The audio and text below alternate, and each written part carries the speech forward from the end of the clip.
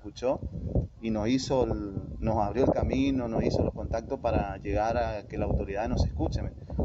Aparte de la cámara que fue inaugurada esta semana, también tenemos entendido que comenzaron a circular patrullas. ¿Esto es así?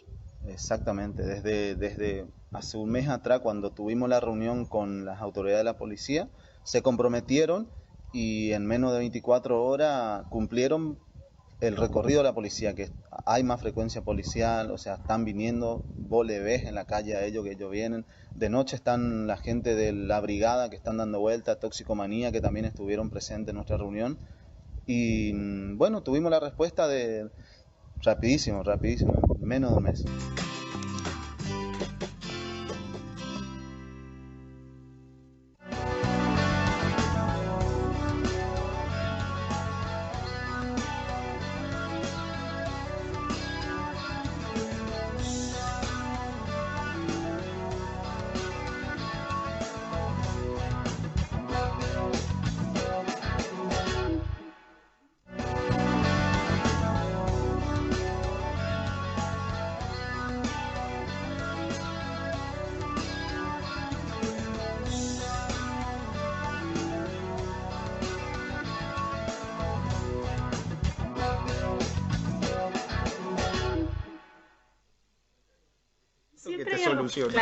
Bueno, como cada lunes, bueno, ya vieron, ya estamos como arrancando la semana, estamos en plena charla y eso es lo diferente de este programa, justamente es tratar de poner, como digo, en contexto las actividades que nosotros venimos realizando durante toda la semana y obviamente poniendo otras cuestiones que tienen que ver con la actividad que lleva adelante la Defensoría del Pueblo.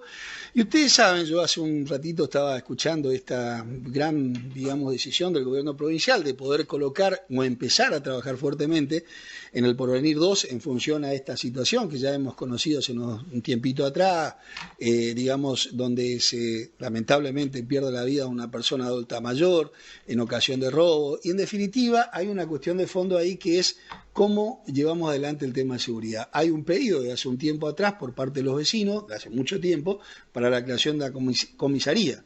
Hay un destacamento, pero es insuficiente. Hay más de 1000 familias en este momento situadas en esa zona, y es una zona a 30 kilómetros del centro de la ciudad de Posadas. Está lejos, esta es la realidad.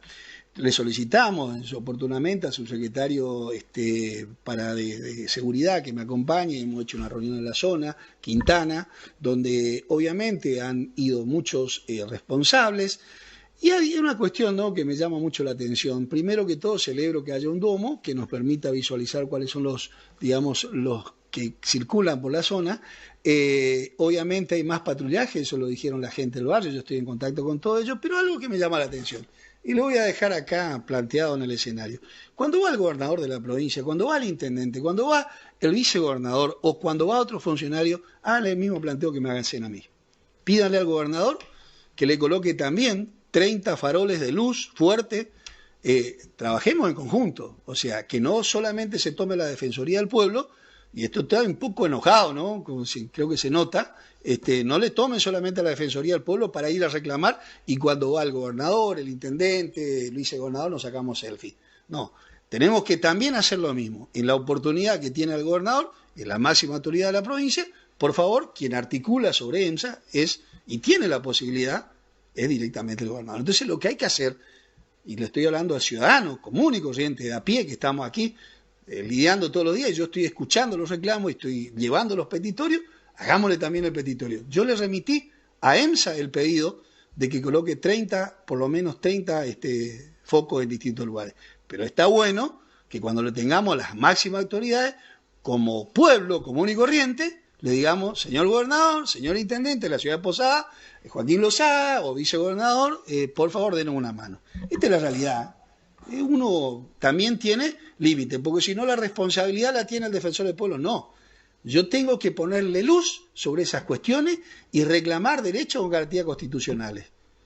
Entonces, señor vecino de la ciudad de Posadas, pongámonos a trabajar. Creo que el gobierno quiere hacerlo y acá yo no voy a sacar a ningún color político. Creo que todos tienen responsabilidad y todos creo que tienen la obligación y el deber de ayudar a sus vecinos de la ciudad de Posada. Entonces, voy a poner un poquito más exigente, señor vecino de la ciudad de Posada. Aproveche, estamos en tiempos políticos. Cuando va un funcionario de nivel del gobernador de la provincia, el intendente, el vicegobernador, haga lo que hace conmigo. Cuando me llaman, se reúnen 200 personas, 100 personas y me dicen, no tenemos luz, no tenemos agua, no tenemos esto, no tenemos lo otro, la presión no existe, díganle también a ellos.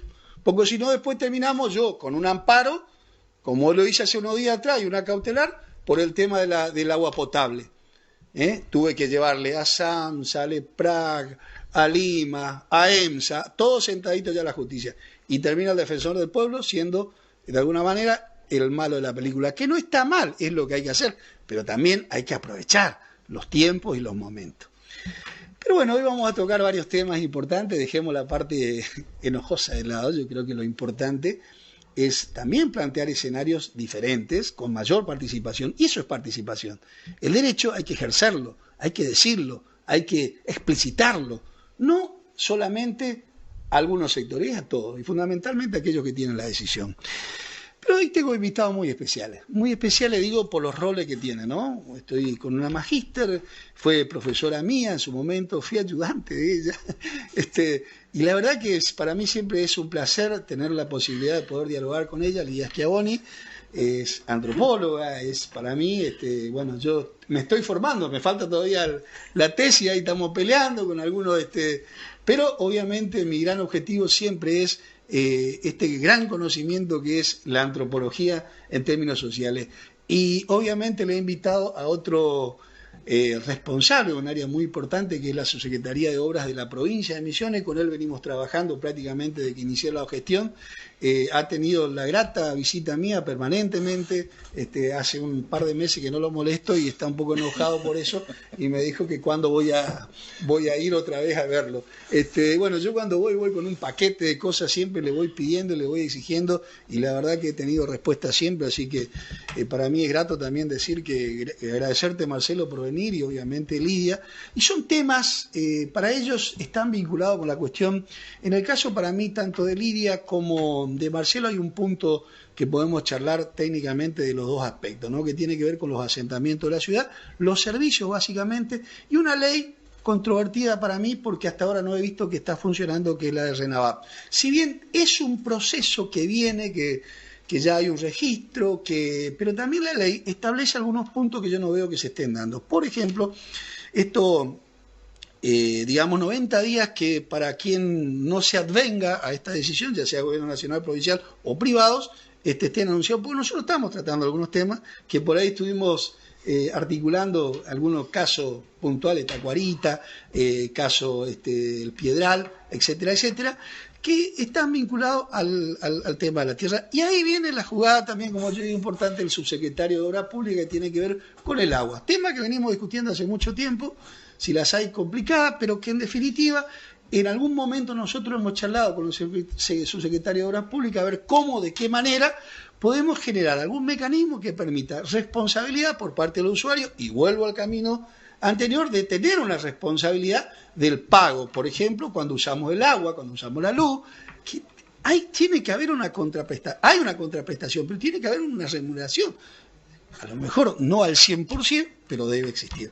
Y venimos trabajando eso, nosotros estamos probando algunas cuestiones en Tacuarita, que ahora le voy a contar al subsecretario, pero en definitiva, quisiera empezar con Lidia, tocando este tema porque son dos puntos por ahí medio incomunes.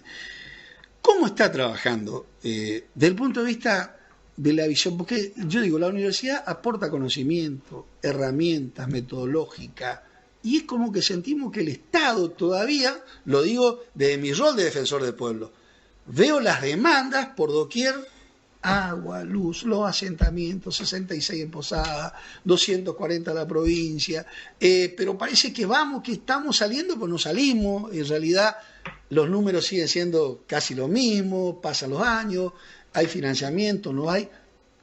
¿Cómo ve científicamente y poniéndolo en contexto qué falla? ¿Cuál es el escenario? Vos tocaste varias cosas. Voy a hacerme cargo parcialmente de tu... No, me parece, Alberto, que justamente mencionaste lo de las tacuaritas. Yo creo que desde que criando como antropóloga desde el año 79, que participé en el censo de Yacyretá como parte de la consultoría de la facultad en ese momento con Bartolomé. He circulado por los barrios de Posadas, con distintos momentos y distintos pliegues, ¿no?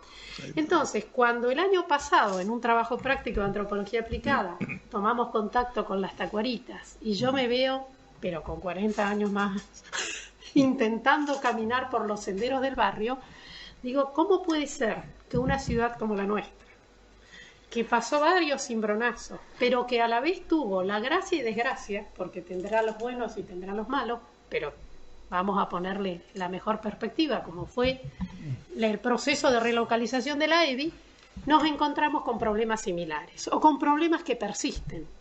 Y yo voy a hacer una defensa del vecino de Posadas. Bien. Particularmente de los vecinos de las Tacuaritas, y voy a hacer también una defensa de los vecinos de Villa Cariñito y de la zona cercana al barrio San Jorge, donde hace unos años también trabajamos. A ver, si nosotros necesitamos, ya no encontramos la gurizada esperando en la canilla pública para buscar el agua. Se ha facilitado mucho eso. Los caños son de plástico y se circulan mejor que hace 40 años atrás. Pero ¿qué pasa? Si nosotros no garantizamos conexiones de, no digo de alta calidad, de mínima calidad, donde no pierda tu conexión la mitad del agua, donde le llegue a cada uno, ¿qué grado de conciencia social podemos tener del cuidado del agua si nosotros como Estado no generamos las condiciones mínimas? Entonces, desde ese lugar, me parece que se nos producen algunos cortocircuitos entre las demandas de la gente y el derecho que sienten a tener agua potable. Pero cuando vos ves que en un barrio llenaron la Pelopincho y la cargan todos los días, y vos decís, no, pará, ponle un poco de lavandina y adecentale y la vas a cuidar. ¿Quién enseña eso? ¿Quién participa de esto? Los de la comisión vecinal, los promotores de salud, la vecina más sapiente del barrio. ¿Quién se ocupa de esto? Es decir, ¿qué uso estamos haciendo del agua potable para que no nos rinda? Entonces, cuando vos le decías a la vecina, mirá, cambiale el cuerito a tu canilla o fíjate que si pierde tu manguera se te va el agua, te encontrás también que el propio Estado se le rompió un caño y hace 3 días fluye agua como si fueran las cataratas del Iguazú en alguna esquina. Entonces, ¿qué autoridad moral tendríamos nosotros para exigirle a ese vecino el cuidado del agua? Lo pongo en una mutua responsabilidad, pero donde el Estado es el garante máximo. Y el responsable, diría yo, de que eso cambie, que ahí donde viene mi gran dilema, digo, porque uno de este lugar, del defensor del pueblo, dice, a ver, ¿cuáles son las demandas? Yo al principio dije, bueno, las demandas eran de tipo casera. Yo cuando llego a la Defensoría del Pueblo me encuentro con unas, creo que había se estaba manejando algo de 119 expedientes, donde los expedientes tenían una configuración de tipo casero, digo yo, porque era, que hoy son trámites rápidos, es el problema digamos, la medianera, no sé, la molestia del ruido, qué sé yo, un montón de cuestiones. Y que después, conforme fuimos abriendo las puertas, nos fuimos dando cuenta, cuando hablamos de derecho con garantía constitucional, encontramos con un bagaje de situaciones que tiene que ver con redes de agua potable, que tiene que ver con servicios públicos, con transporte urbano de pasajeros, y uno tiene que tomar una decisión ahí, política si se quiere, para decir, bueno, ¿qué hacemos?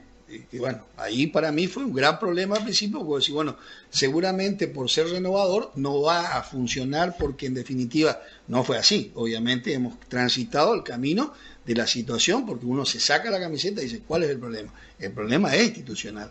Hay cuestiones que están, digamos, desatendidas y que han transcurrido muchos años y que uno mira en cualquier historial y dice, pero ya la Tacuarita, mirá, en el 2001 te planteaba este escenario. ¿Y cuántos pasaron? Y 20, y estamos la misma. O sea, yo digo, entonces ahí viene mi interrogante, ¿qué nos pasa? ¿Qué nos pasa entre, veo por ahí una ciudadanía o una comunidad conformista por un lado, que se acostumbra, y ahí vienen los hábitos, y la otra pregunta, digamos, ¿qué nos pasa también culturalmente hablando, que no exigimos ese cambio de alguna manera? Nos quedamos ahí y nos acostumbramos y está bien, y ahí quizás va a contraponerse tu defensa, digamos, porque hay ahí cuestiones de hábito y costumbre que no es como que no queremos resolver. Y por otro lado, yo miraba la estadística que trabajó el RENAVAP. Y la verdad es que la gente que vive en los asentamientos, solamente un 23 o 25% no trabaja. O sea que hay un 70 y pico % que trabaja o que tiene algún tipo de changa, o sea, que es alto el porcentaje. Sí. ¿Me explico? ¿Qué nos pasa en ese aspecto ahí, culturalmente? A mí me parece, Alberto, que hay una cosa, y vos decís, ¿qué tenemos en los asentamientos de Posadas? No voy a hablar de otras zonas de la provincia porque no conozco, pero en las de Posadas la gente no llegó ayer.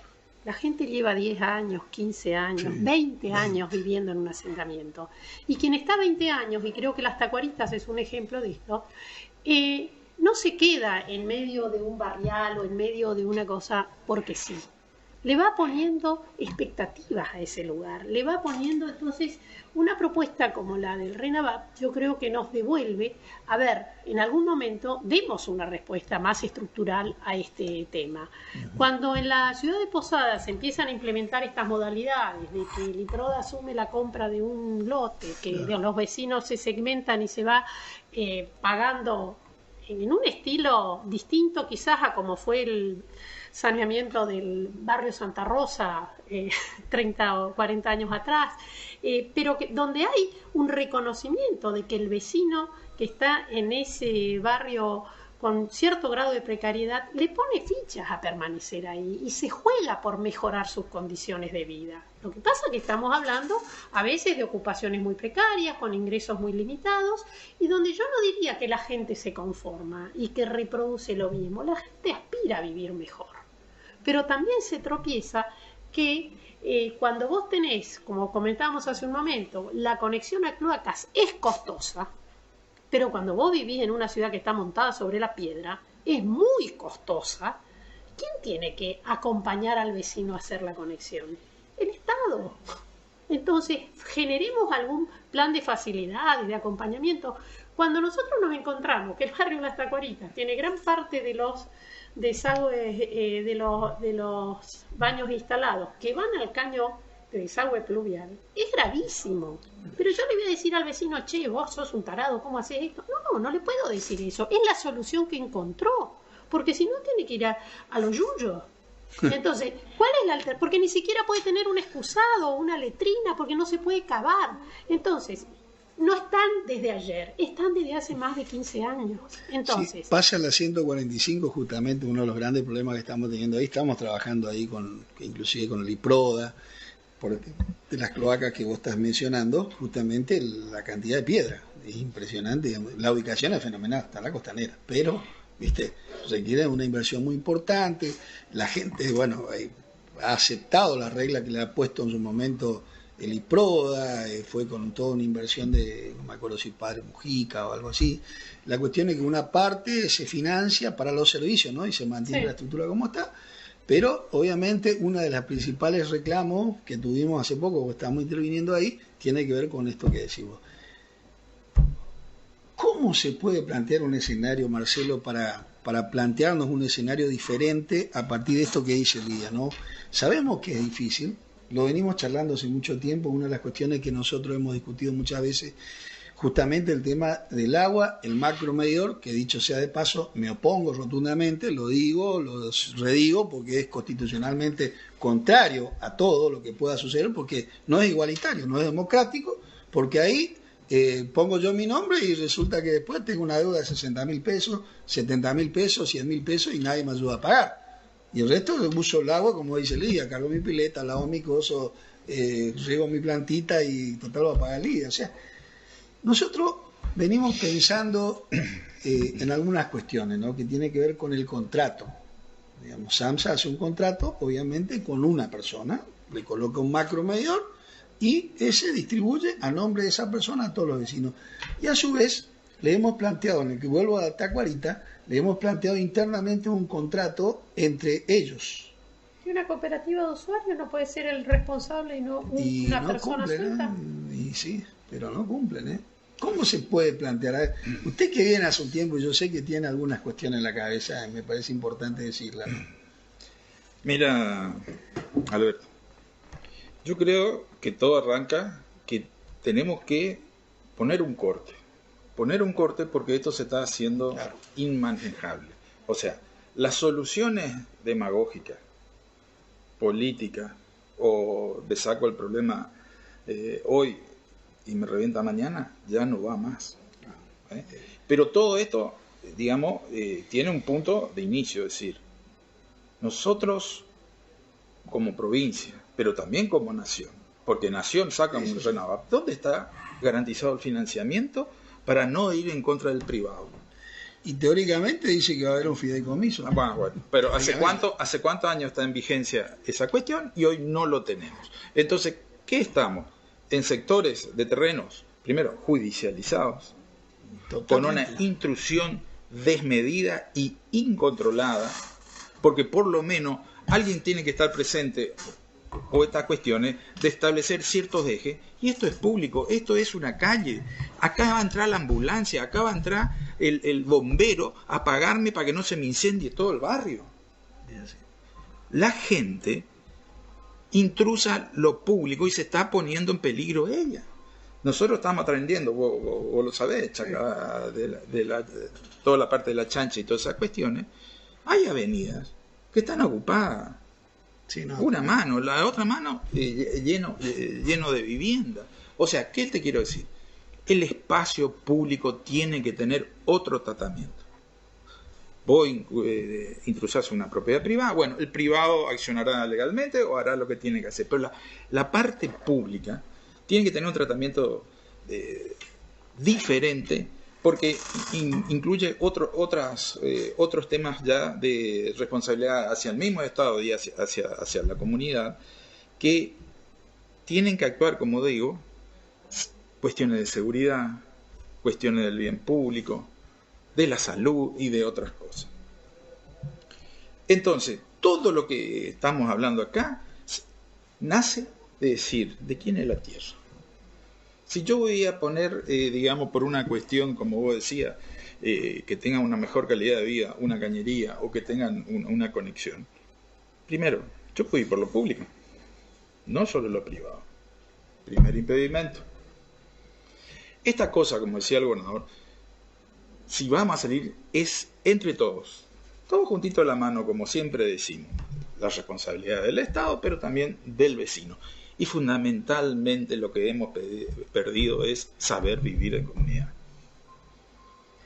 La responsabilidad del vecino hacia el que tiene enfrente y allá. Por decirte una cuestión para que vos dimensiones. Uno cree que está en un terrenito de 10 por 10 o 10 por 20, tira la basura afuera y terminó el problema a él. No, se le devuelve en el agua, en el aire, en todas las cuestiones. Saber vivir en comunidad es disponerlo para que alguien lo lleve o disponerlo en un lugar donde no afecte lo demás.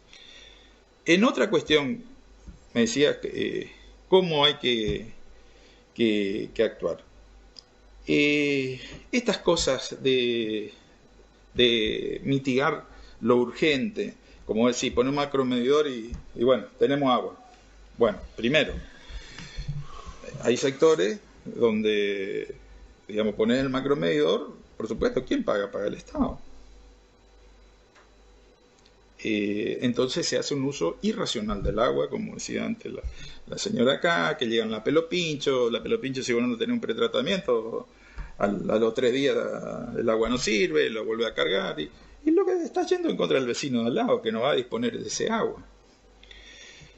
Acá la única verdad, como yo te digo, hay que hacer un corte, hay que hacer una red como corresponde, pero cada vecino tiene que tener su conexión. ¿Y quién se hace cargo de la red? Y hasta ahora se está haciendo el Estado. Pero sigue siendo, entre comillas, digamos, una red precaria, no está dentro de una... no. Te pongo el ejemplo duro. El acueducto sur. A ver, una inversión que ahora lo estamos sufriendo, o lo sufren 22.000 familias. Y nosotros estuvimos caminando ahí, que Dios nos guarde. Por supuesto, no estoy en esa situación, pero evidentemente hay una falla de materiales, hay un problema constructivo.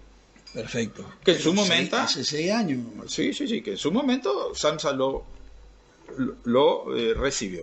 Sí. ¿No es cierto? Evidentemente hay un problema porque se rompe muchas veces en el año. Hay un problema. Pero ahí SAMSA, disculpame mi visión y leyendo el contrato de concesión, es el que autoriza el uso de los materiales, el que supervisa la obra. Y exactamente, el Estado supervisa. Bueno, pero al recibir inclusive, si SAMSA recibe esa obra, tiene un año para decir, señores, acá algo no funciona. Mira, yo he hecho obra con ¿Qué SAMSA. pasó? Yo he hecho obra con SAMSA y SAMSA, digamos, tiene una inspección exhaustiva. Y bueno, pero entonces para recibirme una red de un barrio donde hicimos, por ejemplo, el barrio de Los Lapachos, Don Pedro, que incluimos 200 familias, pero como yo te digo, con una red inspeccionada por SAMSA, con un medidor, y cada vecino tiene la responsabilidad. Tiene un mejor servicio, pero también van a tener que pagar por ello. Antes no tenían agua. No, sí, claro, estamos. No tenían agua. Pero yo voy al hecho de lo siguiente, Marcelo, digo, porque nosotros hemos discutido mucho de la Defensoría durante un año consecutivo, llegamos a un expediente con 170 fojas y nos hemos peleado metro a metro, y sobre todo en esa zona, y SAMSA es... Sí.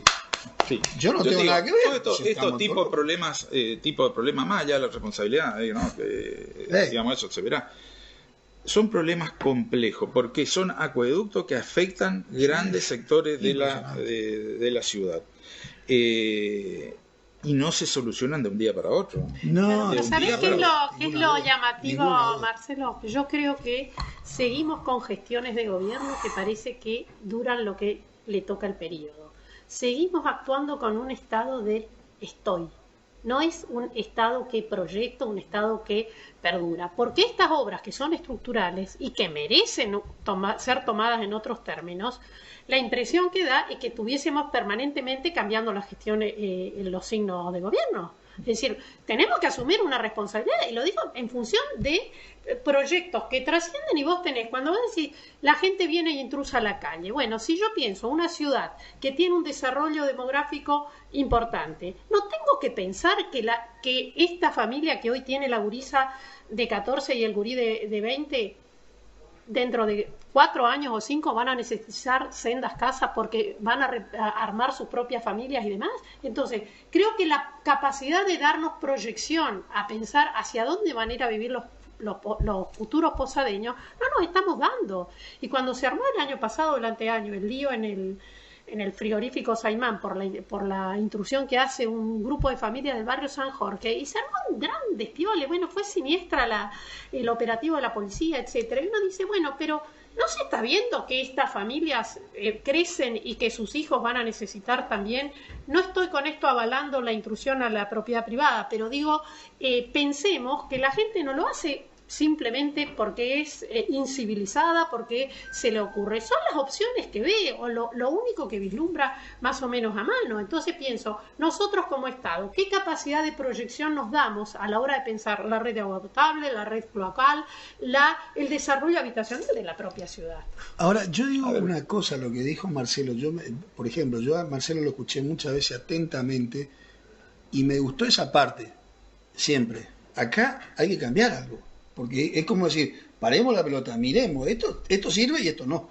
Esto es lo que nos falta. Ese análisis... Pero ¿y no nos pasa lo mismo con EMSA? Cuando nos quejamos o se quejan en Buenos Aires que las redes eléctricas están al límite y donde las empresas no invierten. Es decir, ¿hasta dónde nosotros usuarios? Y acá me pongo como usuaria, tenemos...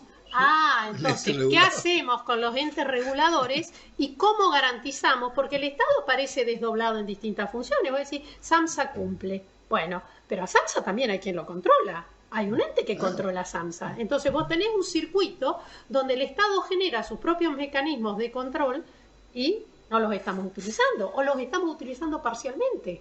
Hasta donde vos le pedías al vecino hace un momento que interpelara a las autoridades en el cumplimiento de la defensa de sus derechos, y digo, bueno, los ciudadanos tienen parcialmente a veces conocimiento de los derechos que tienen. Totalmente. Y también parcialmente sus responsabilidades.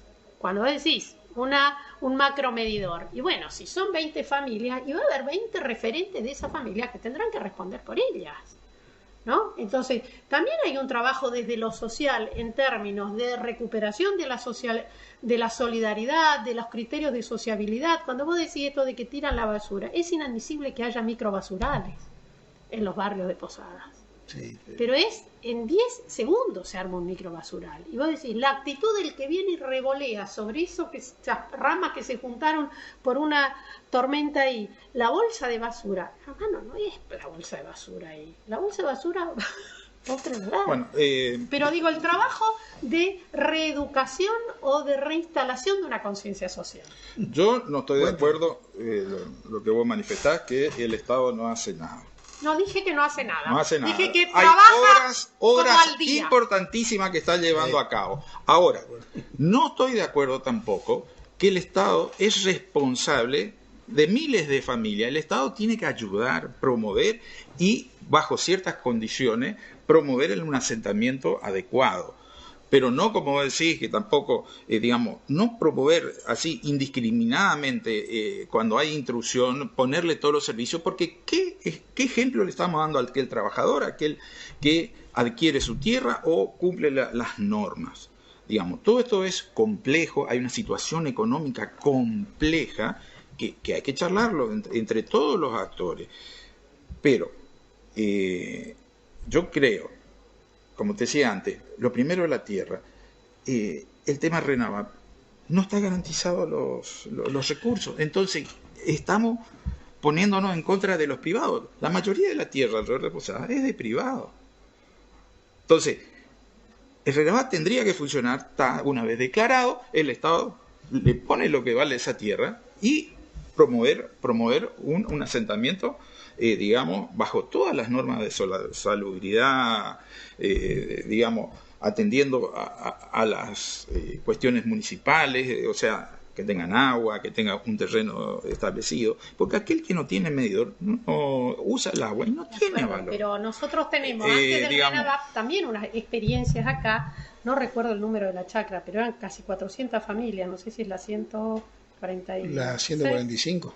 145. Esa experiencia que yo diría lo más que loable, donde el Estado provincial asume y dice, bueno, vamos a garantizarle al privado, te voy a pagar y voy a recaudar en esto. Y yo creo que más allá de que los lotes respondan o no a la normativa municipal, lo que estamos haciendo es que ese grupo de personas deje de ser un lastre a ese propietario que tiene invadida su tierra, y a la vez vos como Estado asumís, te voy a garantizar agua, un recorrido básico de cuestiones de seguridad y demás.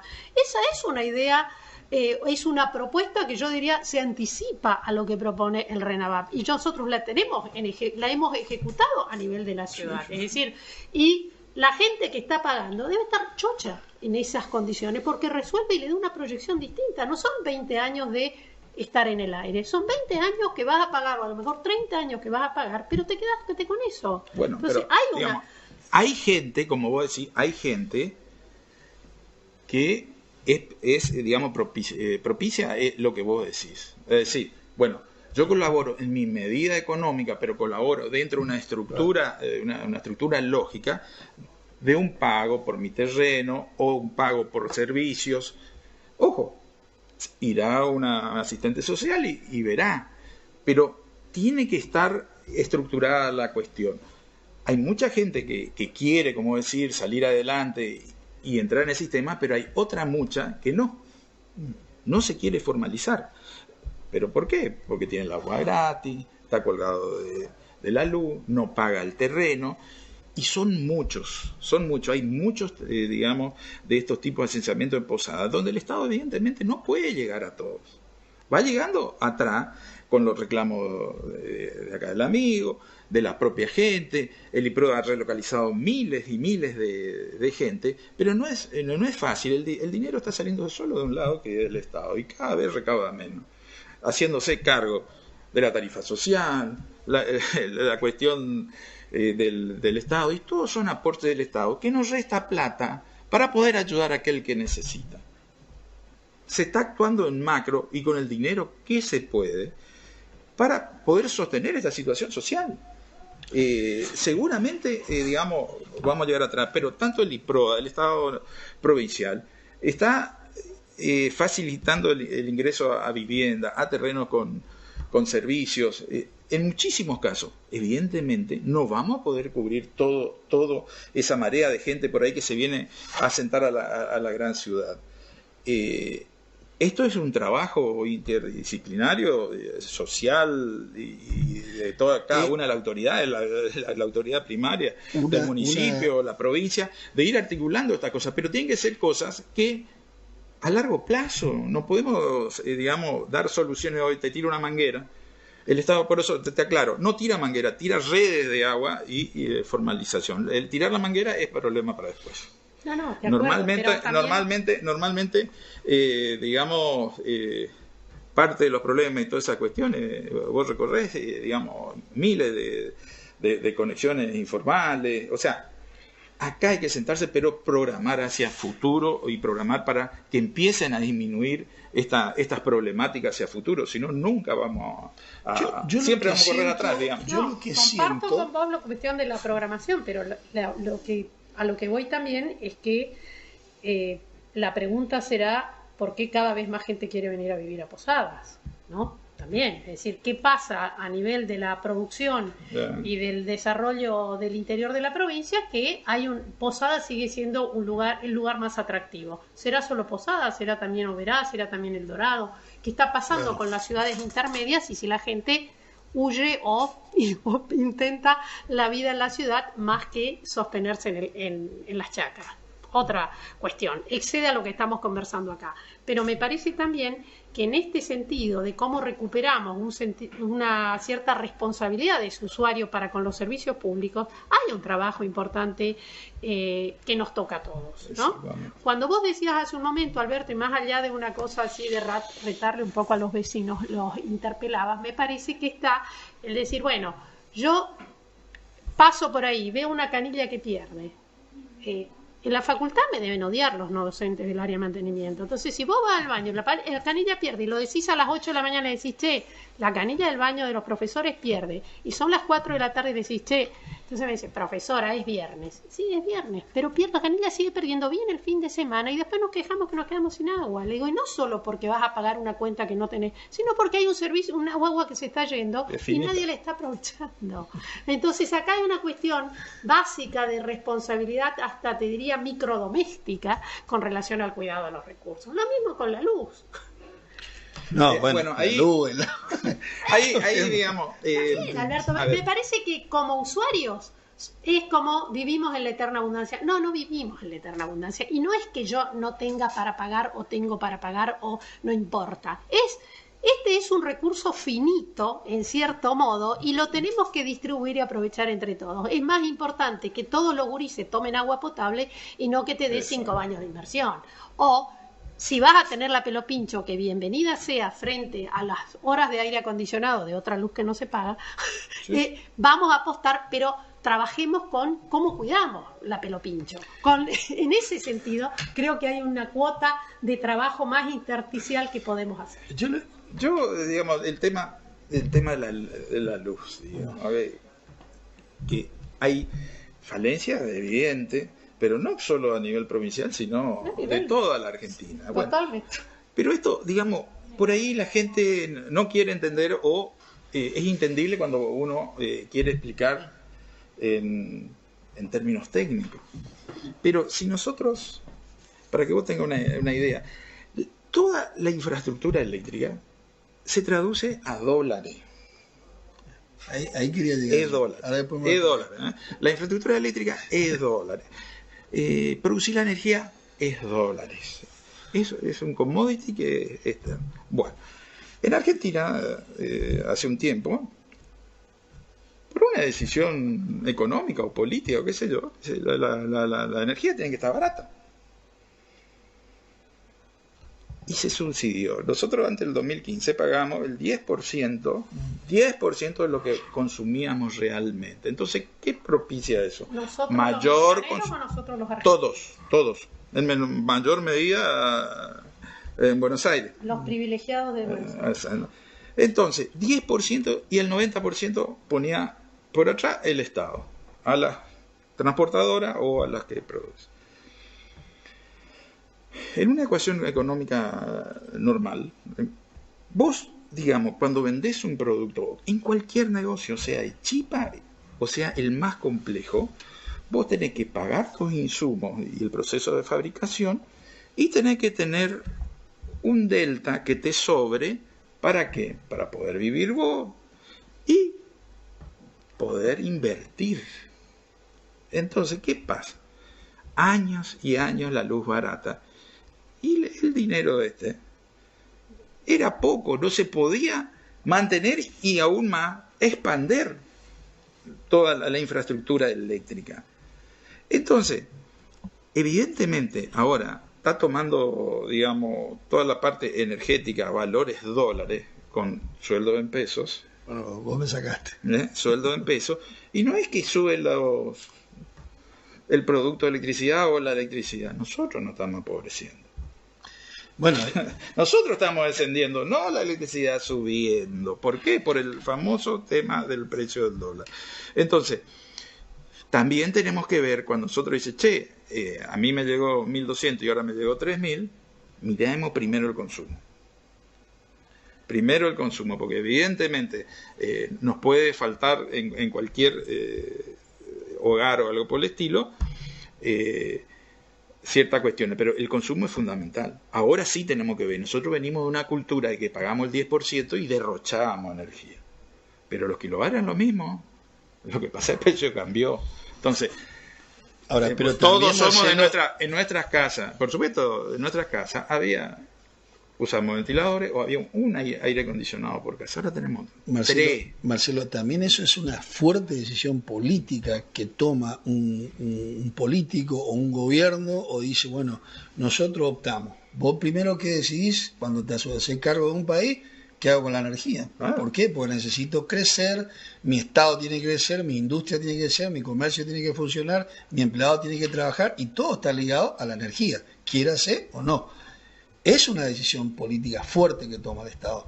Y yo me acuerdo de los conceptos de Aranguren, la progresividad, que algo que quedó en el olvido, porque en definitiva vos vas siendo progresivo, el aumento, decir, bueno, esto que pago el 10% tiene que por lo menos hacer al revés, porque es lo que están buscando, el 90-10, pero en sentido inverso, y que también la capacidad de ingreso del vecino no caiga en un concepto que me acuerdo que él utilizó Aranguren, pobreza energética, que viene de la década de los 90, donde allá, pues no sé si en Inglaterra, no sé dónde, hicieron un estudio en la Universidad de Oxford, si no me equivoco, y que decía que todo lo que una persona gasta en materia de servicios no puede superar el 10%, si no, estaríamos en un concepto de pobreza energética, y que eso habría que ver cómo revertir. Pero todo es, como yo digo, un gran discurso que lamentablemente hoy, y me pongo en el posadeño, no quiero salirme de mis límites, yo lo veo afectado de manera muy particular. Pero por supuesto. Porque un vecino que me viene a ver, porque hemos tenido, por ejemplo,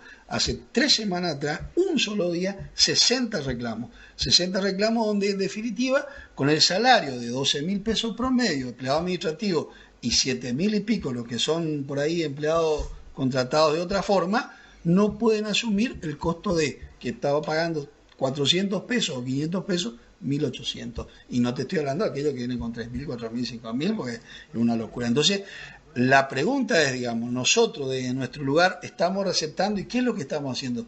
Nosotros tratamos de ser emisores de ese problema y ponerlo sobre la mesa y decirle a ver cómo, porque inclusive a qué llegué yo hace el lunes anterior a remitirle un documento al gobernador de la provincia, al presidente de la Cámara, al intendente de la ciudad de Posadas, que haga más esfuerzo porque no alcanza. Y lamentablemente lo voy a tener que seguir diciendo.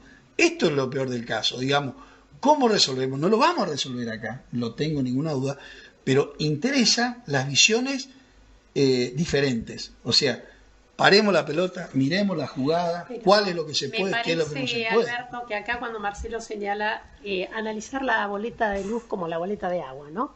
No nos enseñan.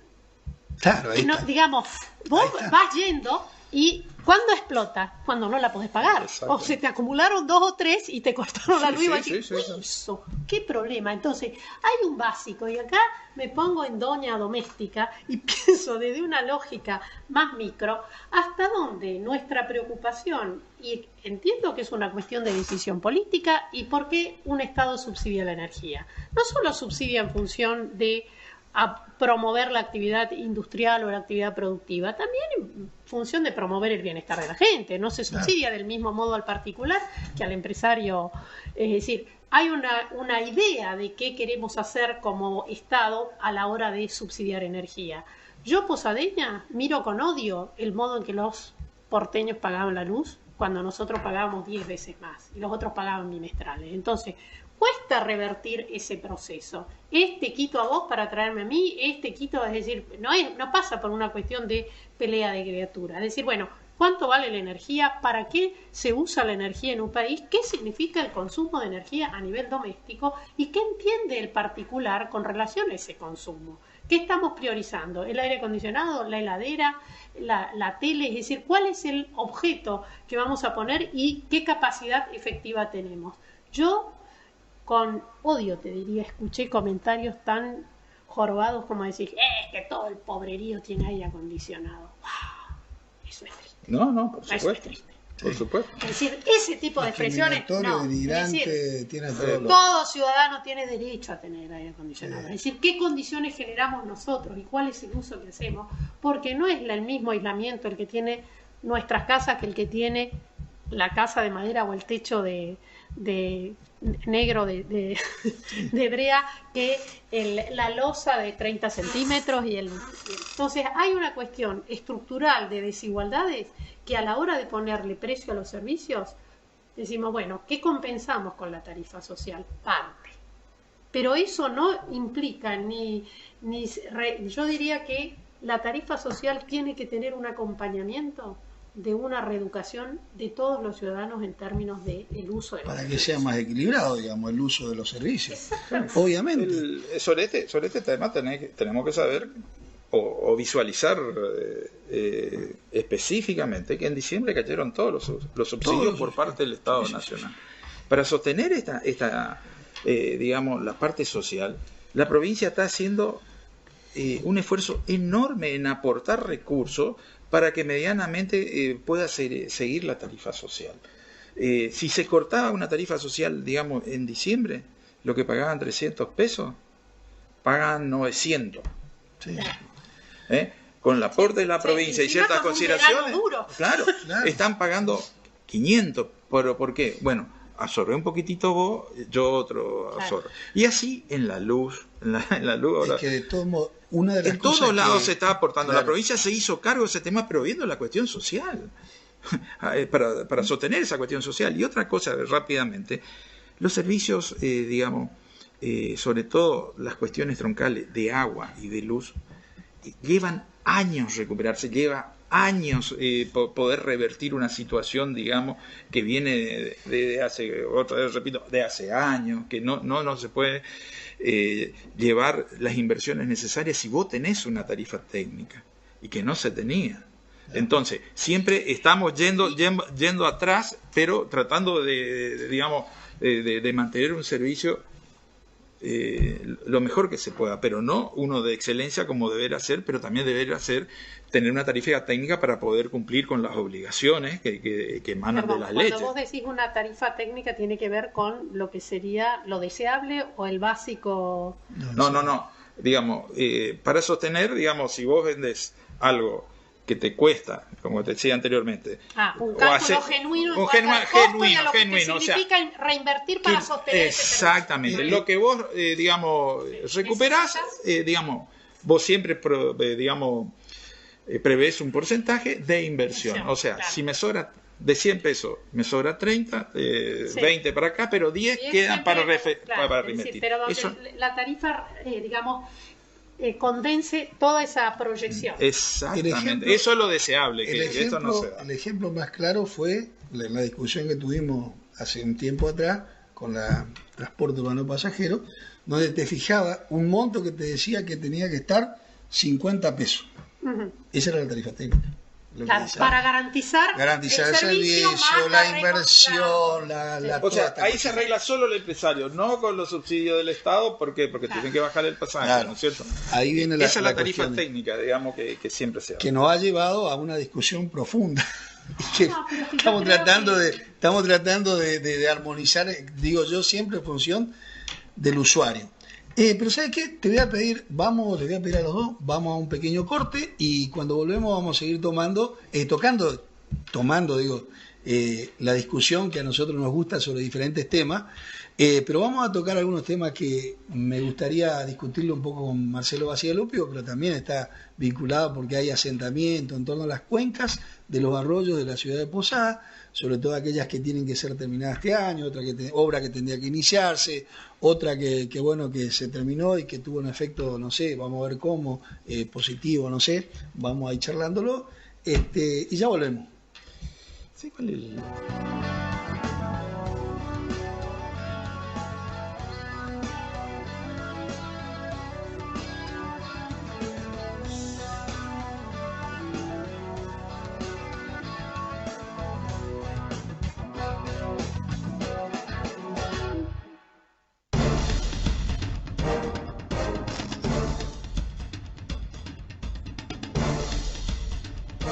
Una alternativa de venta de los subproductos forestales, que en este caso es el raleo, que puede ser de pino, eucalipto, que actualmente es raleo muerto, lo llaman así porque lo cortan y quedan en el bosque para darle espacio para que la planta madre o la principal forestación pueda desarrollarse a mayor rapidez y mejor calidad de madera.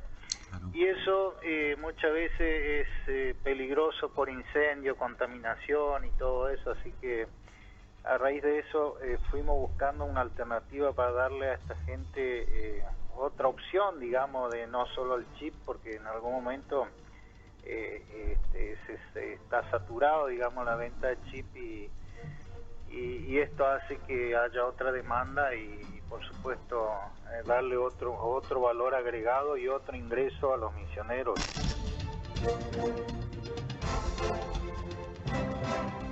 Vienen a proponer un costo de producción de 11 pesos cuando nosotros construimos un precio de 13 pesos 50 y dimos como mandato a los directores del sector productivo el día martes pasado. Quien fue el que llevó fue el señor Nelson del Colmo y presentó este acta de compromiso así con ellos, en la cual nos sorprendió bastante cuando este señor tomó la decisión por sí solo y se largó con 11 pesos. Nosotros no aceptamos 11 pesos, no vamos a aceptar que nos sigan robando, porque realmente nos roban a nosotros, le roban al consumidor y 5 o 6 empresas se transforman en millonarios cada día más.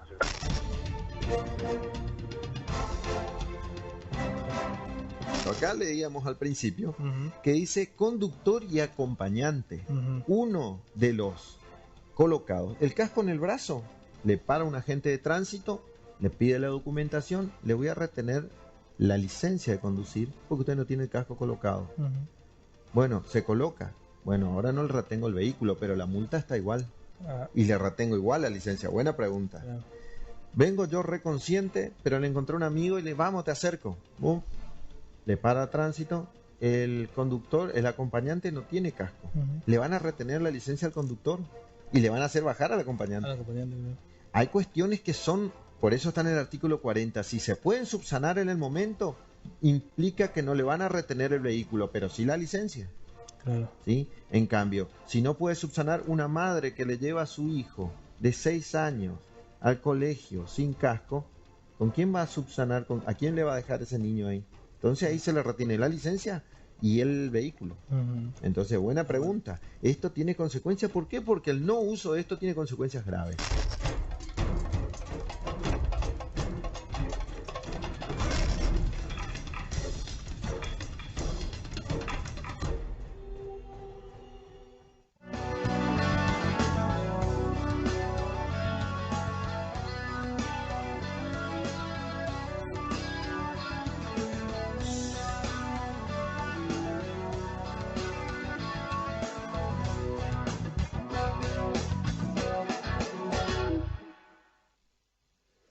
Bueno, la verdad que interesante, porque nosotros acá seguimos la charla como que la cosa no pasó en corte, pero en realidad, antes de seguir con el tema de las cuencas de los arroyos, que me interesa también, de la ciudad de Posada, charlar un poquito con el doctor Quevedo. Hace un tiempito atrás ha tomado notoriedad, digamos, una decisión política también, a nivel nacional, que afectan todas las provincias, pero nosotros tenemos que preocuparnos por la ciudad de Posada básicamente, y si después de manera solidaria, podemos hacerlo con el resto, por supuesto estamos disponibles. Este tema de las pensiones, ¿no? Esta cuestión de reformular a través de que hay que tener todo un nuevo registro, eso implica también un registro por parte de salud pública, y toda esta gente que recibe una pensión por discapacidad no agraciable, de alguna manera se ve, ¿cómo podría decirlo? Psicológicamente mal. Nosotros hemos recibido muchos reclamos y estamos recibiendo, y en definitiva, ¿qué veo un poquito? ¿Cómo se ve el panorama? ¿Hacia dónde vamos? ¿Cuánto tiempo tenemos? ¿De qué manera está planteado? ¿Hay un escenario factible para poder absorber en tiempo real? ¿O es probable que haya primero buenos días a los invitados. Y bueno, la situación que se plantea es la siguiente. Hay una disposición del Ministerio de Desarrollo Social de la Nación en la cual tiene como fin establecer una especie de reempadronamiento, y esto es muy importante, de todas aquellas pensiones no contributivas que se hayan dado, que son pensiones que se dan por invalidez. El gobierno nacional reflotó un decreto de la época de Carlos Menem, que es el decreto 432 del 97, en la cual se pueden dar de baja de manera automática cuando se encuentren algún tipo de irregularidades estas pensiones. Entonces, lo que se decidió primero, avanzaron el año pasado sobre estas pensiones. Hubo unas medidas judiciales, hubo, digamos, un fallo del Fuero de Seguridad Social de Capital Federal que impidió, digamos, que avanzaran sobre la quita de estas pensiones por discapacidad, porque no existía un acto administrativo que las diera de baja, sino que habían dado de baja de manera automática. Ahí operó el famoso Big Data que tiene el gobierno, en el cual automáticamente te dejan afuera. Entonces, lo que comenzaron ahora es, y lo que sí sacaron, como había comentado, un acto administrativo en el cual notificaron que todos aquellos beneficiarios de una pensión no contributiva, que son alrededor de 1 millón de personas y que están cobrando un 70% de lo que es una jubilación mínima actualmente, deberían reempadronarse.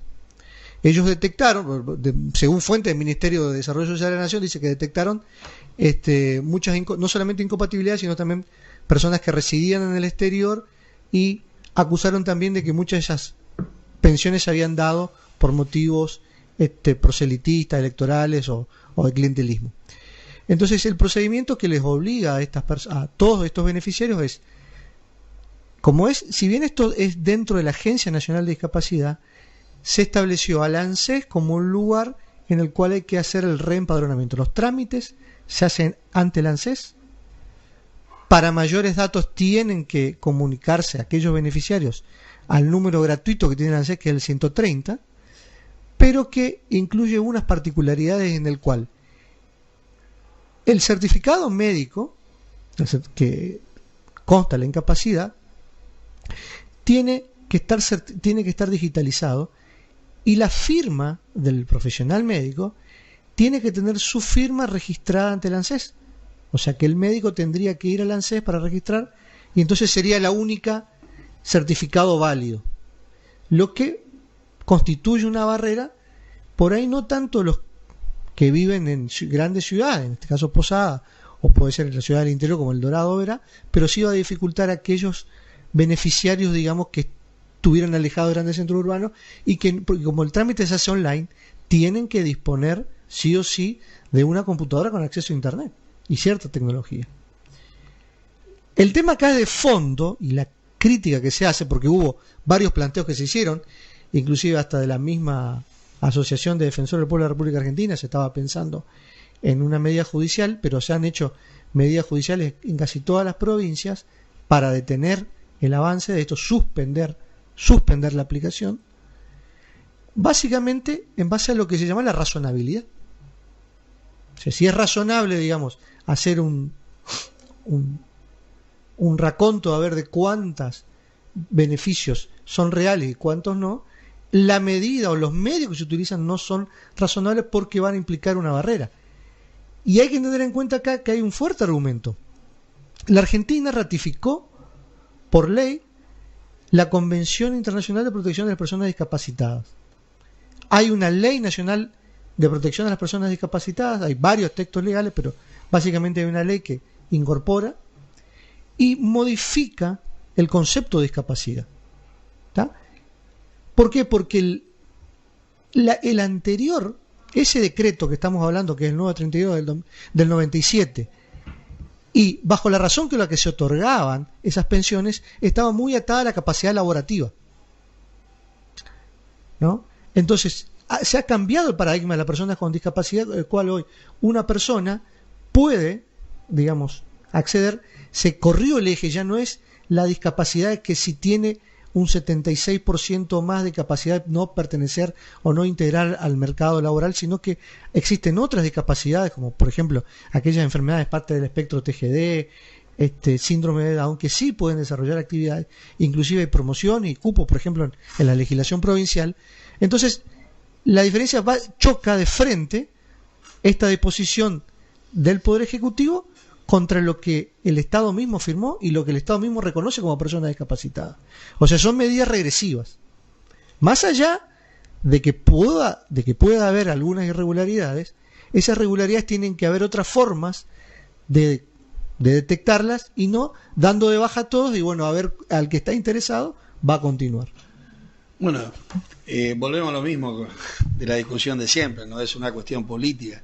Si vos mirás y atendés, que lo venimos discutiendo hace un tiempo, el tema del uso de las mismas personas con discapacidad cuando se tiene que transportar a otra provincia, si bien Iguazú tiene que venir a hacer el trámite en Posada, o sea, que ya le hemos convocado a la gente responsable. Y eso eso defensor me parece que hay que hacer una aclaración, es que creo que salimos inclusive se salió en los medios, es tanto a nivel provincial como a nivel nacional, la gratuidad del transporte no existe el cupo, no hay cupificación, no hay cupo.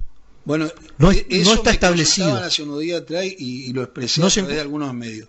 Y esto está bueno decirlo y sostenerlo. Ni la provincial ni la nacional tiene cupo. O sea, la ley nacional dice que 2 tiene que haber y nada más, no dice que... Claro, no. Lo que dice la legislación respecto de 2 lugares es que tienen que estar reservados 2 lugares cerca del acceso del vehículo para facilitar el ingreso, o sea, para facilitar el egreso y el ingreso. Pero en ningún momento establece un cupo. Lo que sí establece como requisito es la anterioridad con la que tienen que pedir, no las 48 horas con anterioridad que tienen que pedir para que se puedan reservar ubicaciones, pero que no... Tanto la ley nacional, que es la que rige para el transporte interprovincial, como la legislación provincial que rige para el transporte interjurisdiccional entre municipios dentro de la provincia de Misiones. Entonces, para aclarar eso, no existen cupos, hay áreas destinadas, en el caso del Ministerio de Derechos Humanos, pero también de la Defensoría, para recurrir ante casos que no se quieran reconocer esto. Y esto también es interesante porque la Defensoría, como dentro de sus competencias, también no solo protege a aquellos habitantes de la ciudad de Posada, residentes de la ciudad de Posada, sino también a las personas que están en tránsito. Correcto. Así que aquellas personas que por ahí tengan algún problema se pueden dirigir tanto al Ministerio de Derechos Humanos como a la Defensoría del Pueblo para poder gestionar ese problema. Esto es una aclaratoria muy buena. Para la otra parte también sí me preocupa porque creo que va a desatar mucha problemática en relación al tiempo, porque siempre el problema está ahí, digamos. Esos 30, 60 días que seguramente va a necesitar una prórroga y que ya vamos a empezar a tener esa charla con los responsables a nivel provincial y veremos cómo lo hacemos a nivel nacional, porque también hay que decirlo, ya he solicitado a través de APTRA, la Asociación de Defensores del Pueblo de la República Argentina, la intervención. ¿Por qué? Porque en definitiva podemos también plantear amparos a nivel nacional como corresponde, pues ya tuvimos la experiencia el año pasado de la necesidad de siempre el fuero nacional para poder discutir cuestiones como el caso de la energía eléctrica en la provincia, etcétera, etcétera, etcétera. Volvemos al tema de las cuencas de los arroyos. ¿Cómo estamos con ese tema? Hay algunos lugares que estuvimos trabajando codo a codo y seguramente lo seguiremos haciendo. ¿Por qué? Porque hay que todavía complementar un proceso. En el caso de la 245, la 239, bueno, se llevó con éxito hasta adelante. Faltan las obras, te cuento. ¿Por qué viene ese tema? Arroyo La Chancha, creo que finaliza agosto-septiembre. Y hace unos días atrás me convocan los vecinos, ¿te acuerdas de la gomería? Y se juntaron varios vecinos de la zona y estaban bastante, y yo te remití las imágenes. Está como frenada. La preocupación es, eso está frenado por cuestiones de ordenamiento de otro lugar, la prioridad está fijada en otro tramo, etcétera, etcétera, o qué está pasando. No, es una obra que va en tiempo y forma. Bien, está eso yendo ya muy detalle. bien. Todas las cuestiones que pueden ocurrir es por el proceso de la obra. Claro. Toda la obra va a funcionar al 100% y por cual fue diseñada al término de la obra. Evidentemente se van trabajando en diferentes frentes, algunos quedan conexiones que hay que realizar, porque acá estamos hablando de una obra muy extensa y muy importante para la ciudad de Posada, que no es solo el ducto principal de conducción de las aguas, es alcantarillado. Entonces vos tenés que hacer la alcantarilla, poner los tubos, conectar con el ducto principal. Es todo un sistema que al final de la obra se encastra todo y funciona como debe funcionar. Por supuesto, cuando hay lluvia y se producen cierto inconveniente por escurrimiento de agua superficial, que por ahí en una excavación tapó un escurrimiento y puede verse afectado a un vecino o subió el agua, pero en mucho menor cuantía de que cuando empezamos. Vos podés observar que anterior a las obras, esas chacras eran realmente algo a mí me desastroso. Consta, una de las chacras que fue muy beneficiada, porque lo hemos charlado mucho, fue la chacra 96. Un tramo, la verdad que el 50%, me acuerdo cuando te fui a ver, de la chacra era terrible. Y bueno, ahí con varios pedidos de la Defensoría del Pueblo, la Subsecretaría de Obra atendió el reclamo, lo hizo como corresponde, la empresa, no sé quién la hizo, pero en definitiva hemos logrado escurrir. ¿No hubo más problemas? No, técnicamente no. Quedaron algunas cosas que lo tengo que decir porque también es realidad, que es algunos pluviales que hay que colocar, son creo que la calle El Dorado, hay 2 o 3, diría más, 400, 500 metros todavía. Pero es conectar nada más. Antes no había ni siquiera la conexión. El agua caía en la zona y quedaba ahí. Nosotros resolvimos un sector, que podemos decir la mitad de la chacra. La otra mitad no estaba prevista en este tema porque no incluía la obra. Nosotros salimos a actuar en un problema real y grave que tenían los vecinos. Y lo hicimos de manera extraordinaria para atender a esos vecinos. Los recursos son finitos. Vamos paso en paso. Ya le llegará. Los vecinos siempre son ansiosos. Va llegando dentro de las posibilidades económicas que se tenga. Esta es una obra financiada por la Nación, que la licitó la provincia, y ya hay un proyecto específico. Respecto al otro, la obra va en su curso, ya estamos casi en un 80-85% de avance. Y de acá a agosto, septiembre se va a terminar como para que todo el sistema funcione adecuadamente. Hoy tuvimos un evento, de lluvia importante y toda esa cuestión, y vemos que van disminuyendo los reclamos. Esto no va a garantizar que no se tenga ciertos problemas, pero es por el proceso constructivo. Esto una vez que se termine, ojalá solucione definitivamente la cosa, pero puede haber alguna cuestión, pero evidentemente vamos a estar muchísimo mejor que en otras cuestiones. Paralelamente, el otro curso importante que estamos trabajando es el ITA. Nosotros lo estamos trabajando, el proyecto casi ya está como para que lo podamos licitar. Estamos atendiendo unas cuestiones técnicas reclamadas por Nación, por eso la demora. Son proyectos costosos y digamos que la Nación exige una cierta prolijidad, en la cantidad de datos y poder convencerlo que la obra tiene buena factura. Pero Pero está garantizado dentro de las obras públicas nacionales, digamos. Sí, bueno, eso está garantizado. Así que, está llevando su tiempito nomás en ponernos de acuerdo, pero estamos trabajando arduamente para que ello salga. A su vez también, paralelamente en la obra de la chancha, la provincia en ciertos barrios está actuando, con Cordón Cuneta y Empedrado, la chacra 233, tenés que ir a verla. No, sí, yo no hay que ir a verla. Ahora vamos a seguir por la 234. La conozco. Espero, yo mi gestión es hasta diciembre, así que hasta ahí voy a estar mirando. A verla y realmente cómo cambia el entorno. Soy supervisor. Cambia el entorno de un barrio y el humor de la gente. Realmente se formalizó un barrio y la gente. Pero sin embargo, te voy a tener que decir algo duro en este momento que tiene que ver con la chacra 122. Chacra 122 emblemática, 2.000 pesos dólar, todo 4 millones de pesos.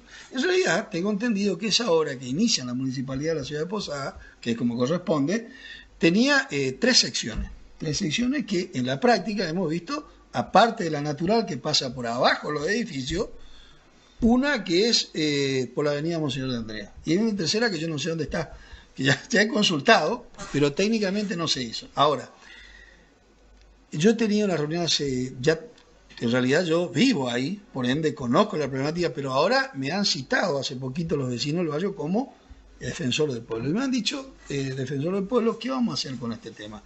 Y la verdad que vamos a plantear escenarios. He pedido informe, usted me ha remitido el de la subsecretaría, que me parece correctísimo. Estamos visualizando, pero yo creo que hay que poner en perspectiva porque es una obra que, por lo que nosotros estuvimos analizando desde la lógica muy así casera, hay un arroyo que pasa por abajo de 2 edificios. No es poca, lo que le estoy diciendo no es poca cosa. Y fíjese que esa boca que debería tomar por las paredes el agua, que no lo toma, ya lo está pasando por arriba, está desgastando los bordes de los edificios, de estos edificios que le estoy diciendo. Le está metiendo el paso del agua. O sea que le está socavando por abajo, pero le está socavando por afuera. Yo pregunto, ¿no? Mi miedo, mi pregunta, y es por eso que voy a hacer una convocatoria, y la anticipo al subsecretario, que ya me dijo que sí, oportunamente, sentarnos a charlar, a la gente del ¿cómo es? Pirex, veremos la municipalidad, a ver cómo, y también en realidad, porque fue la que ejecutó en su momento la obra, ¿cómo garantizamos que no se derrumbe un edificio ahí? Yo no quiero, cuando estamos a tiempo, quizás generar una sección más, no sé, ustedes los ingenieros sabrán, pero me parece que es una cuestión delicada. Digo, ¿por qué? Porque inclusive hay 2 caños maestros, también está SAMSA ahí en el medio, por López Planes y por Blas Parera. Cloaca y agua. Fíjese la situación de ese barrio. Chacra 122, barrio Papel Misionero, complejo. ¿Cómo hacemos esto, Marcelo? ¿Cómo lo encaramos, no? Porque seguramente voy a recurrir a usted.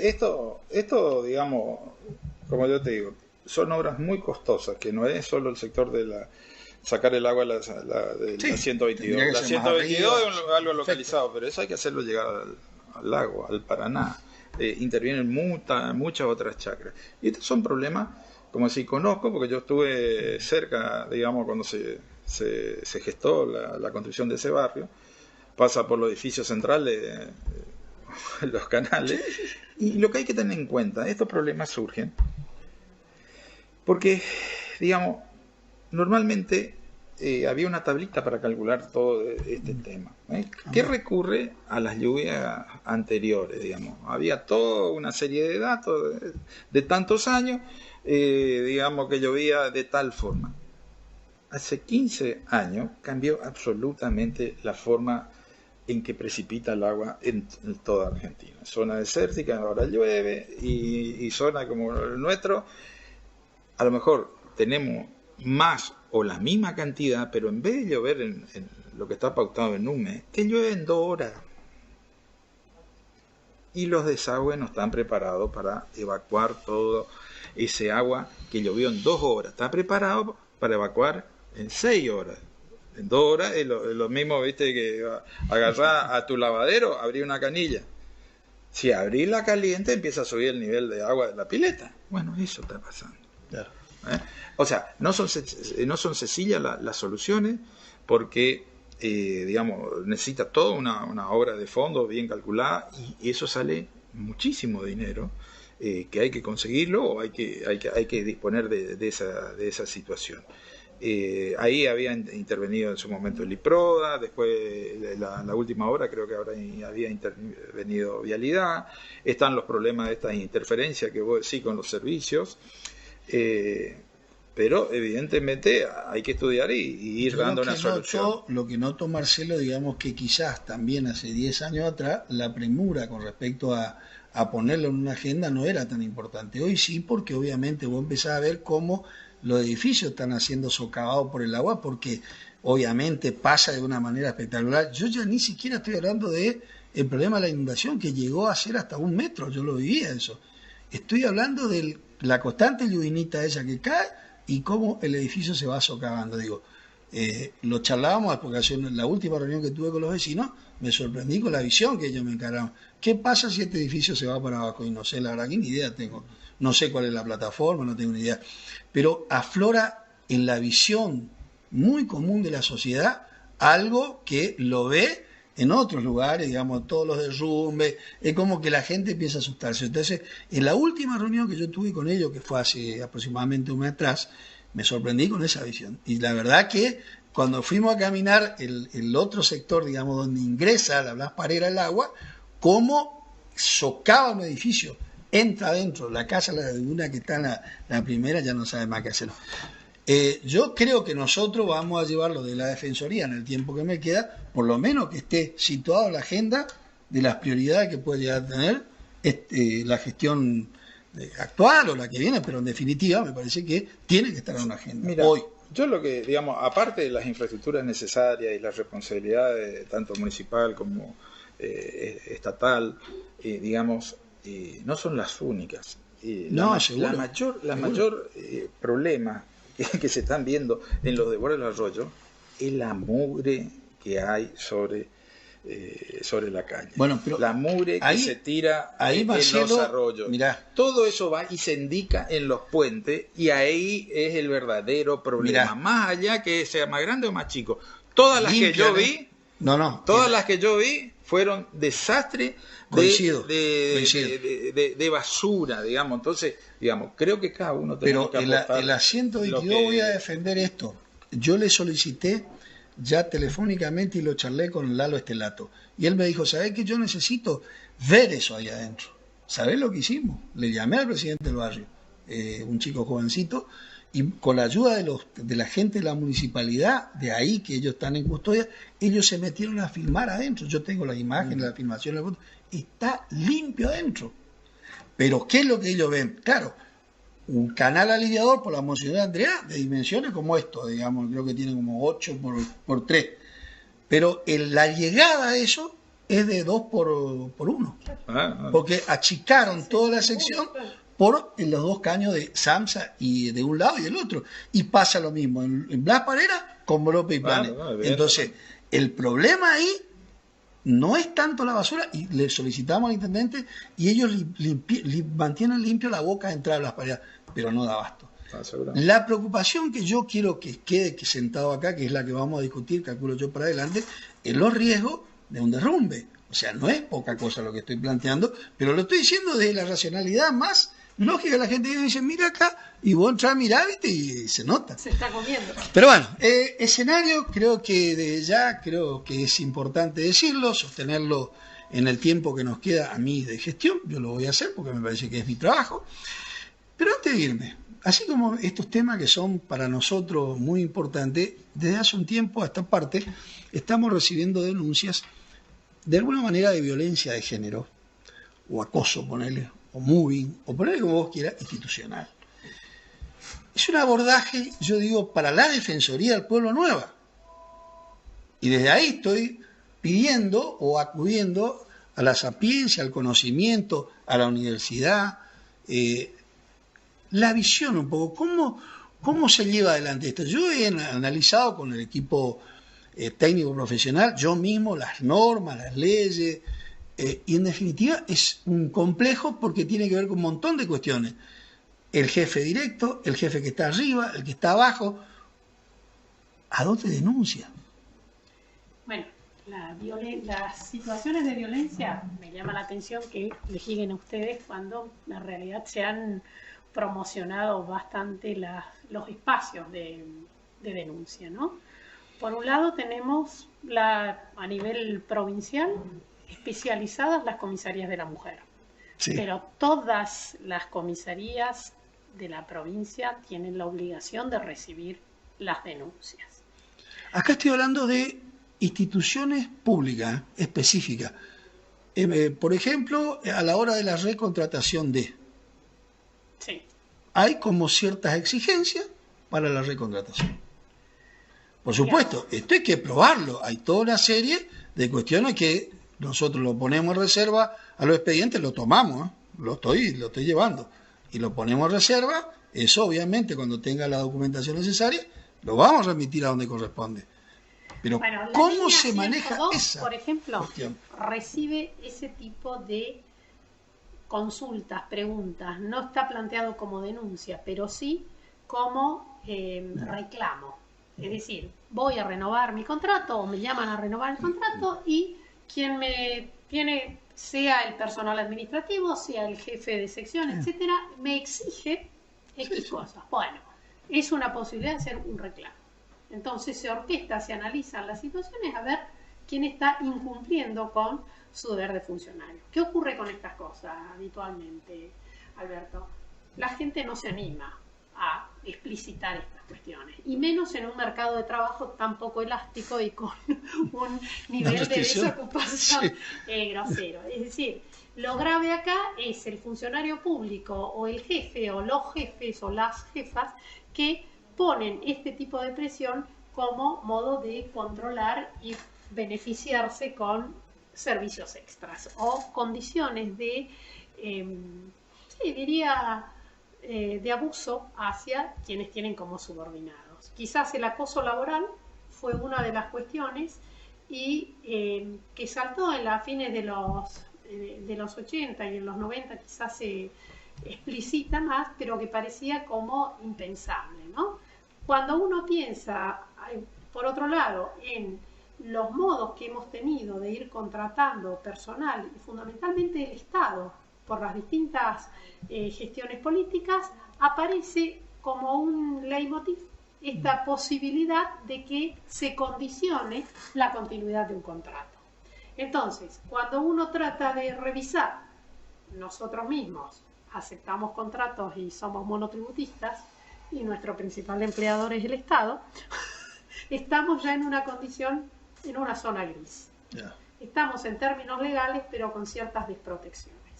A la vez, la continuidad de algunos contratos condicionados por exigencias extras ponen a veces en tensión la posibilidad de que efectivamente se sostenga ese puesto de trabajo. Y ahí es donde la gente da marcha atrás. Da marcha atrás. Sí.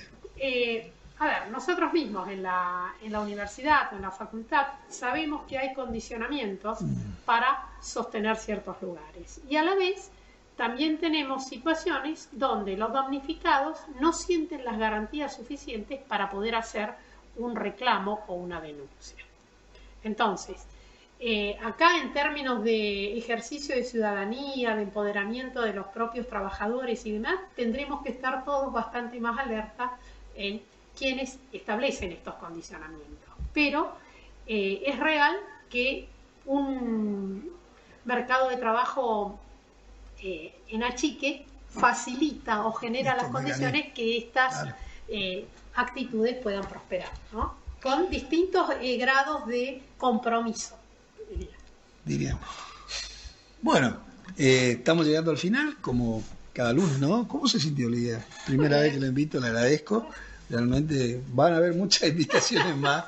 Aparte me encanta el diálogo siempre con, no diría colega, pues yo todavía no tengo el título, pero me encanta la visión que nos aporta siempre la antropología, igual que la sociología, igual que cada ciencia, pero creo que tenemos que debatir la realidad siempre a partir del conocimiento, cómo podemos mejorar y cambiar. A mí me molesta trabajar en un ámbito donde yo no tenga la capacidad de poder discernir científicamente hacia dónde vamos. Y la acción para mí debe estar acompañada permanentemente por el bagaje de conocimiento posible. Y hay personas específicas para hacerlo, y hay profesionales preparados para hacerlo, y yo creo que desde la Defensoría del Pueblo, sobre todo la Defensoría del Pueblo, debe ser un espacio y una herramienta que debe nutrirse de todo. Si nosotros, porque es como yo digo, ¿cuál es la función específica? Y es demasiado grande la Constitución Nacional, pues te dicen la defensa de derechos constitucionales, y tenés que decir, ahí tenés toda la Constitución, y tenés arriba los tratados internacionales, y va, no es que vos te sentás a mirar la ordenanza número tal y número tal. Me pasó cuando estaba administrando el espacio que era ente descentralizado, teníamos también 4 ordenanzas, y era mucho. 4 ordenanzas. Le decía, bueno, pero acá tenemos que mirar todo. Entonces es complejo el tema. Y tenemos que estar quizás metidos en muchas cuestiones que por ahí vos decís, bueno, pero si hay un ente regulador, me pasa con el agua. Cuando SANSA muchas veces me ha cuestionado la participación. Pero si tenemos un ente regulador, bueno, pues yo soy un ente general del control, digamos, la demanda va por otro camino y con otras aristas. Tiene que ver con esa cuestión de que ese líquido es vital y me debe llegar. Después aparecen instituciones como la subsecretaría que tiene distintas responsabilidades vinculadas también al agua, vinculadas a estas cuestiones, y que colabora y que la verdad que yo eso celebro. ¿Cómo se sintió en el programa de hoy? No, fantástico, y como en la mesa estábamos charlando, evidentemente el diálogo interinstitucional y de todas las ciencia que atañan a la cuestión, sobre todo social, por el momento que estamos viviendo y la presión económica sobre la vida de la persona que está haciendo estragos y presionando sobre los servicios públicos y presionando en todas las áreas. Evidentemente esto exige un mayor compromiso y nuclearnos para poder capear este temporal y programar o detener todas esas necesidades hacia futuro. O sea, tener una solución real, no el para hoy, mañana o sortear esta situación, sino que en algún momento cortar y empezar a achicar esa brecha que le demos como Estado a las personas. Bueno, esa es la parte que lo tomo de hoy y lo resalté en varias etapas y lo voy a hacer ahora para cerrar. Creo que es importante tener claro de que uno tiene que poder visualizar el escenario, pero para poder visualizar uno tiene que hacer, como siempre digo, un paréntesis. Es decir, acá me paro, acá miro qué es lo que tengo y qué es lo que no tengo, qué me falta, con quién debo trabajar, de qué manera lo tengo que hacer. Es lo que amerita, digamos, los tiempos que estamos. Queremos una ciudad limpia, queremos una ciudad ordenada, queremos una ciudad, bueno, tiene muchos factores para que eso se logre. No va a ser permanente, todo es transitorio y se va modificando permanentemente. Creo que nos merecemos una sociedad con razonamiento, yo diría más que inteligente, con razonamiento. Lo inteligente es relativo, puede ser un robot inteligente, pero necesita que alguien lo articule. Entonces, alguien tiene que razonar siempre. Tenemos que razonar y los procesos tenemos que hacerlos juntos. Funcionarios, el pueblo, más allá de los colores políticos. Así que celebro la posibilidad de poder intercambiar y agradezco a mis invitados y seguramente los voy a seguir invitando. Y a usted, vecino, como toda la semana, le voy a decir exactamente lo mismo. Atrévase a soñar, acérquese, la Defensoría es un espacio del pueblo. Y nosotros vamos a poner luz y vamos a discutir. Probablemente nos digan que no, vamos a insistir. Nos vemos la semana próxima.